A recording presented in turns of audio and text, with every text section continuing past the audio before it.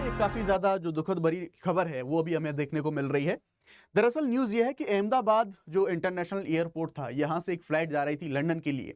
और दरअसल ये फ्लाइट थी AI-171, जिसमें 242 लोग सवार थे इंक्लूडिंग क्रू मेंबर्स, और ये फ्लाइट पूरी क्रैश हो गई।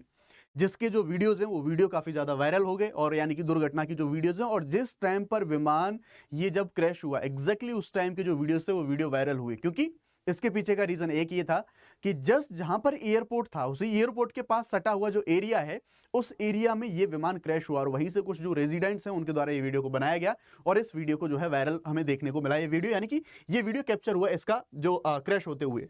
तो आप यहां पर देख सकते हैं ये एक बड़े सवाल उठाता है कि एयरपोर्ट के पास में एक जो रिहायशी इलाका है, हालांकि मैं आपको यहां पर बताऊंगा कि क्या समस्या थी, क्या रीजन थे।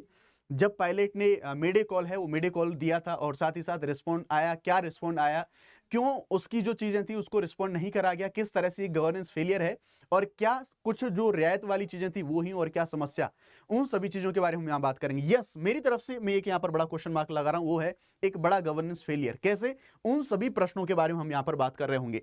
तो फिलहाल आप यहाँ पर देख सकते हैं Ahmedabad plane crash live updates, Air India plane with 242 यानी कि 242 लोग इसमें थे, और ये मेघानी नगर एरिया जो मतलब जो कि एरिया है एयरपोर्ट के जस्ट पास में, यहां पर ये पूरा का पूरा जो प्लेन है वो प्लेन यहां पर क्रैश हो गया।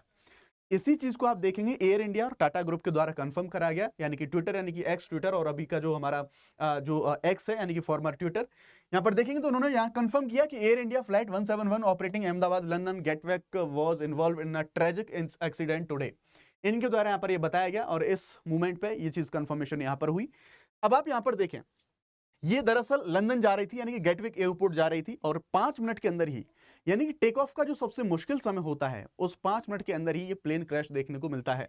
ठीक है, यहां पर हम देखेंगे तो ये एरिया था बिल्कुल पास में, एयरपोर्ट के पास में ही था, मेघानी नगर रिहायशी इलाका। ये मुद्दा बड़ा है यहां पर कि ये रिहायशी इलाका था यहां पर। अब चूंकि रिहायशी इलाका है इसलिए दुर्घटना का ज्यादा भयावह होना और ज्यादा लाजमी है, उस मुद्दे के बारे में हम बात करेंगे। तो ये यहाँ पर एक्सीडेंट हुआ और विमान ने दोपहर 1:38 पर ये उड़ान भरी थी, और कुछ ही मिनटों में विद इन 5 मिनट ये एक्सीडेंट हमें यहाँ पर देखने को मिला है।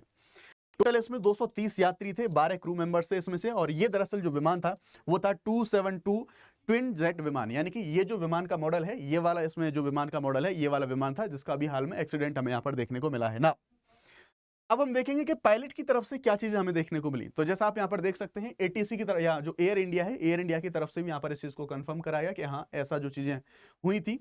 अब जब यहां पर देखेंगे तो दरअसल विमान ने रनवे 23 यहां से 1:39 पर उड़ान भरी थी, और देखेंगे कि उड़ान भरने के तुरंत बाद ही विमान की तरफ से पायलट ने एयर ट्रैफिक कंट्रोल यानी कि ATC को तुरंत मेडे कॉल भेजा। मेडे कॉल ऐसी कंडीशन में भेजा जाता है जब कोई बहुत बड़ी इमरजेंसी आ गई हो, या फिर प्लेन क्रैश जैसी कंडीशन, या फिर कोई ऐसी सिचुएशन आ गई हो जो कि हैंडल करने लायक ना हो, यानी कि जब भी कोई प्रॉब्लम वाली कंडीशन होती है वैसी सिचुएशन में जो पायलट्स होते हैं उन पायलट्स के द्वारा मेडे कॉल भेजा जाता है ATC के लिए।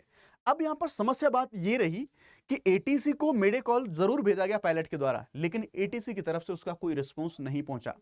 हालांकि यहां पर प्रश्न एक ये लगता है कि रिस्पॉन्स नहीं पहुंचा, या फिर रिस्पॉन्स गया था लेकिन रिस्पॉन्स नहीं दिया था, या फिर रिस्पॉन्स दिया था लेकिन वो पहुंच नहीं पाया वहां तक बिकॉज ऑफ कम्युनिकेशन गैप।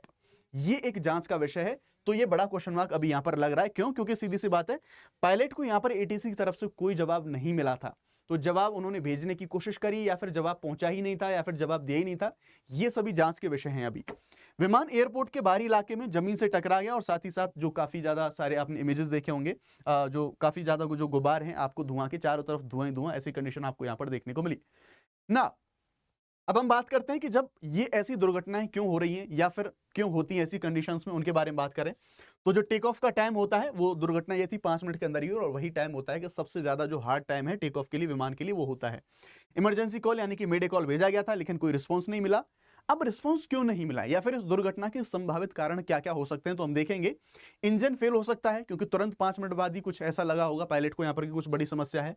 कुछ बर्ड स्ट्राइक हो सकता है। इलेक्ट्रॉनिक संचार विफलता, जैसा मैंने बताया कि उन्होंने मेडे कॉल भेजा था लेकिन ATC से कोई वापस उनको आंसर नहीं मिला, दैट मींस कोई कम्युनिकेशन गैप बड़ा देखने को मिल सकता है। कंट्रोल लॉस हो सकता है, या फिर कोई स्ट्रक्चरल जो खराबी है उसके लिए उनके द्वारा जो मेडे कॉल है वो मेडे कॉल उनको मिल सकता है। अब ये देखेंगे कि ये जो पूरा इंसिडेंट हुआ, कुछ अच्छी बात ये रही कि इंस्टेंटली रिस्पॉन्सेस क्या देखने को मिले। हालांकि जो बड़े प्रश्न, उन बड़े प्रश्नों की ओर अभी मैं आऊंगा। तो हम देखेंगे ATC को समय पर मेडे कॉल जो सिग्नल है वो ठीक है मिल गया था। अब वो बात अलग है, वो एक प्रश्न बड़ा है कि वापस से ATC की तरफ से पायलट को कोई जवाब नहीं मिला। फायर ब्रिगेड तुरंत घटनास्थल पर पहुंच गए थे। वो पूरी व्यवस्था होती है किस तरह से आप जानते हैं एयरपोर्ट के अंदर। और यहां पर सीएम है, सीएम के द्वारा ग्रीन कॉरिडोर का आदेश दिया गया, यानी कि जैसे ये घटना हुई सीएम ने तुरंत आदेश दिया कि ग्रीन कॉरिडोर बनाया जाए, यानी कि जो घायल लोग हैं उन घायल लोगों के लिए उनको एम्बुलेंस से हॉस्पिटल यानी कि उपचार ले जाने के लिए पूरे रोड को साफ किया जाए, पूरी क्लीनिंग करी जाए, सो दैट जो स्मूथली और जल्द से जल्द हो सके जो घायल लोग हैं उनको हॉस्पिटल पहुंचाया जा सके। और साथ ही साथ अस्पतालों को ये निर्देश दिए गए कि उनको जो प्राथमिक उपचार है वो तुरंत दिए जाए, या फिर जो उपचार है उपचार दिया जाएगा और उनको प्रायोरिटी दी जाएगी। ये हॉस्पिटल्स को भी ये सर्कुलर्स इश्यू करे गए। और साथ ही साथ एयर इंडिया की तरफ से इमरजेंसी जो हेल्पलाइन है और जो सपोर्ट सिस्टम है उसको यहां पर लाया गया ना। अब प्रश्न कुछ बड़े खड़े होते हैं यहां पर। क्या प्रश्न बड़े खड़े होते हैं उनके बारे में हम बात करेंगे कि क्या क्या ऐसी जो मेजर समस्या हैं उनको हम यहां पर देख लेते हैं। तो अब यहां पर जो पहला प्रश्न जो खड़ा होता है वो सबसे बड़ी समस्या यहां पर यह है कि जो डीजीसीए है उस डीजीसीए की रिस्पॉन्सिबिलिटी है इंडिया के अंदर कि वो हर एक एयरलाइन की टेक्निकल सेफ्टी, विमान के रखरखाव यानी कि उनका मेंटेनेंस, पायलट्स की ट्रेनिंग और विमान की कंडीशन, इन पर लगातार निगरानी रखे। इसके लिए रिस्पॉन्सिबल ऑर्गेनाइजेशन कौन सी हमारे पास? डीजीसीए है। अगर प्लेन ने टेक ऑफ के 5 मिनट के अंदर मेडे कॉल किया था तो फिर वो रिस्पॉन्ड क्यों नहीं करा गया? इसका मतलब क्या हो सकता है? अगर जैसा मैंने बताया कि अगर 5 मिनट के अंदर ही पायलट ने मेडे कॉल भेजा था, आपने उसका रिस्पॉन्ड नहीं किया, उसके क्या क्या रीजन हो सकते हैं? तो आप देखेंगे या तो विमान में टेक्निकल फॉल्ट पहले से मौजूद था जिसे इग्नोर किया गया, तो इसके लिए रिस्पॉन्सिबल कौन है? सीधी सी बात है, टेक्निकली आपकी चीजों की जांच नहीं हो रही है, क्योंकि उन्होंने तो मैसेज भेजा था लेकिन मैसेज वापस तक उनके लिए पास कोई आंसर नहीं आया। तो पहली संभावना ये। दूसरा, या फिर जो एटीसी है उसके द्वारा विमान की हेल्प तुरंत नहीं दी गई, यानी कि तुरंत कोई कैसा भी रिस्पॉन्ड नहीं दिया गया, तो ये एक समस्या है। और ये अगर ऐसा कुछ देखने को मिल रहा है तो एक सीरियस जो रेगुलेटरी जो एक समस्या है वो हमें यहां पर देखने को मिल रही है, जहां पर जांच की आवश्यकता है। पहली चीज हमें यहां पर ये देखने को मिलेगी। दूसरी बात समझने की कोशिश कीजिए, मैंने अभी आपको बताया जो अभी यहां पर जो आपातकालीन रेस्क्यू प्रक्रिया है इसमें देरी देखने को मिली। क्यों? क्योंकि अभी मैंने आपको बताया कि मुख्यमंत्री साहब के द्वारा जो उनके द्वारा आदेश दिए गए तब जाके ग्रीन कॉरिडोर बना। इसका मतलब जब तक सीएम के आदेश नहीं हुए तब तक कोई भी किसी प्रकार का कोई ग्रीन कॉरिडोर या फिर घायलों को अस्पताल पहुंचाने या फिर वैसा, यानी कि अगर सिंपल सी बात में कहूं तो कोई हमारे पास ऐसा एसओपी नहीं है, यानी कि कोई एसओपी ऐसा नहीं है हमारे पास कि अगर कोई ऐसी घटना होती है, कोई दुर्घटना होती है तो उस कंडीशन में हम क्या रिस्पॉन्ड करेंगे। सीएम के आदेश हुए तब जाके ग्रीन कॉरिडोर बनाए, तब जाके घायलों को ले जाया गया है। ठीक है, तो ये समस्या, यानी कि उनके निर्देश देने के बाद पहले से कोई हमारे पास ऐसा स्टैंडर्ड ऑपरेटिंग प्रोसीजर कोई सक्रिय नहीं था कि अगर बाई चांस इमरजेंसी में कभी भी ऐसी समस्या बनती है तो उस समस्या से हमें कैसे निपटना होगा, ऐसा हमारे पास कोई एसओपी नहीं था। इससे यह संकेत मिल रहा है कि भाई साहब अगर कोई डिजास्टर हो जाता है, कोई भी हमारे पास ऐसा डिजास्टर मैनेजमेंट प्लान जमीनी स्तर पर सक्रिय नहीं था, खासकर ऐसे संवेदनशील में जहां पर एयरपोर्ट जैसी जो एस्टेब्लिशमेंट है वो हमें यहां पर देखने को मिलेंगे। अगला सवाल यहां पर खड़ा होता है रेजिडेंस एरिया से रिलेटेड, क्योंकि अगर आप जो वायरल वीडियोस है जो भी मैंने आपको दिखाया, साथ ही साथ आप कुछ इमेजेस देखेंगे जो प्लेन क्रैश होते हुए का जो वीडियो आया है निकल के, वो वीडियो किसी रेजिडेंट ने अपनी छत से रिकॉर्ड किया है। और जैसे भी मैंने आपको जो एरिया बताया वो यानी कि एयरपोर्ट के पास बसावट है, रेजिडेंट एरिया है, दैट मीन्स शहरी नियोजन में बड़ी समस्या है। क्योंकि अगर रिहायशी इलाकों में अगर खाली इलाका होता तो हो सकता है जाने कम जाती हैं, या फिर जो अभी तक सारी समस्याएं हो रही हैं वो समस्याएं कम होती हैं अगर क्रैश होता भी। लेकिन एयरपोर्ट के एकदम नियर बाई अगर शहरी इलाका या फिर बसावट है तो वो अपने आप में शहरी नियोजन के ऊपर एक बड़ा प्रश्न यहां पर उठाता है। आप देख सकते हैं यहां पर इस तरह से प्लेन जा रहा था, वीडियो प्रॉपर रिकॉर्ड हुआ और उसके बाद जैसे ये क्रैश हुआ तो इस तरह से आंखें गोलों में ये सारी चीजें यहां पर बदल गई। विमान का दरअसल मेघानी नागर जो ऐसा रिहायशी इलाका था इसके ऊपर गिरना एक बड़ा अलार्म है कि एयरपोर्ट के आसपास बफर सेफ्टी जोन होने चाहिए। यानी कि अगर इस इतने एरिया में एयरपोर्ट है तो भाई साहब कुछ एरिया को हमें खाली रखना चाहिए, सो दैट बफर सेफ्टी यहां पर बनी रहे। लेकिन ये एग्जैक्टली आप देखेंगे किस तरह से रिहायशी इलाके में जो पूरा का पूरा प्लेन है यहां पर क्रैश हुआ है। ये शहरी विकास नियोजन में चूक को दर्शाता है और विमान के गिरने से स्थानीय नागरिकों की जान माल को भी खतरा हुआ। ये दर्शाता है कि जो एयर स्पेस है या फिर एयरपोर्ट है इसके इर्द गिर्द सुरक्षा मानकों की अनदेखी यहां पर हुई है, जैसा कि आपको यहां पर इस मामले में भी देखने को मिला है।